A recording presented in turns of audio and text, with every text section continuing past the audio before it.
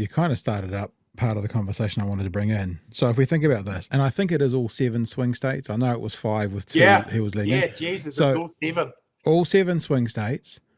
The popular vote, which the last time that got won by a Republican was a wartime president in George W. Bush. And then before that, it's the early 90s. The White House, the Senate, and likely the Congress.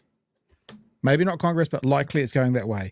There is no other way to look at this than an absolute rejection of what the left have done and what the left have stood for in America. Now, you just said identity politics. Yes. I know that you're someone, Bomber, and we can do your little introduction from the working group. What is it? Fascists to the right of me. What's the next line? Insufferably woke cancellation lynch mobs to the left of me. Yeah.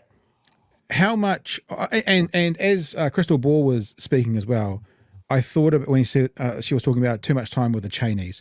We've been saying this since before the last election. We've been saying when then opposition leader Luxon came out talking about the CEOs don't like Labor, we were always like, yes, fine, that should be a billboard. We're for the workers, right? You can have the CEOs, we're for the workers.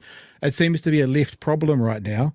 So because this is an absolute rejection of what the left have done and stood for, what do they need to lose? The left, what do they need to lose from their quiver of arrows that they're using at the moment that they think people want? I heard someone say today that they're sick and tired, people are sick and tired of the left telling them what to do and what to think.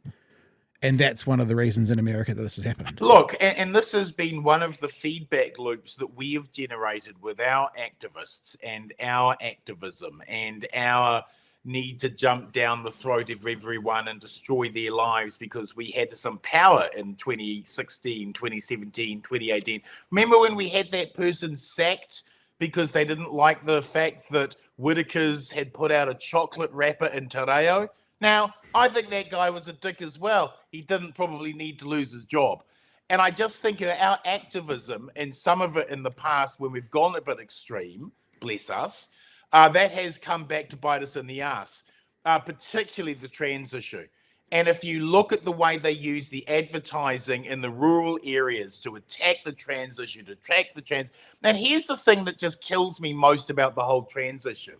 Because this whole bullshit line, the Democrats want to give illegal alien sex changes in federal prisons. Here's the truth of that matter. Yes, there are rules placed on all prisoners that if they are transitioning, they're able to have access to their hormone medicine, right? That's just a basic human right. That's not controversial. The idea that somehow we were giving away all of these sex change operations, guess how many actual sex change operations have occurred in American prisons in the last 10 years? I'll tell you, two. None of them involved migrants who have been held, just 2. And what we needed to do was just point that out. You're talking about 2 people who have had sex change operations. Not everyone, just 2. But, and so we don't need to dump any of our arrows. We just have to remember that broad church politics demands that we're focused on policies that help us all. Pure temple politics, where, you have to agree with this and you have to agree with that before you can be on our side. Jesus, the right look for recruits, the left look for traitors. And we've allowed an orange fascist to win because we were too busy chasing our tails on some issues that bless are important to us, but there are bigger issues like the fact that people haven't had in America a wage increase in real terms for 30 years. 30 years. Chewy, I'd love you to come in, but I was just bouncing off the back of what Marty said first. It's so there's been, just using that example you gave, there's been 2 operations. Yeah, just 2. But the narrative it's happening all the time. That the right is able to sell, and we saw it here in New Zealand as well, the right, and we've always said this, The right are very good at playing politics. The right will, if I liken it to a sports ball game, the right will win dirty. They don't care how dirty or ugly the game is. They just want to have the win at the end of the game. The left want to have the perfect spiral pass, and they want to look fantastic as they're running down the touchline. They want their hair flowing in the wind, and they're almost like, oh, we lost this one, boys and girls, but didn't we look good doing it? That seems to be the difference, that the right will do anything for the win, and the left, and I've been saying this for 20 plus years when I was working back at ZB, and the left like to play a good game. We want to win the right way, but that's the wrong way to think about it.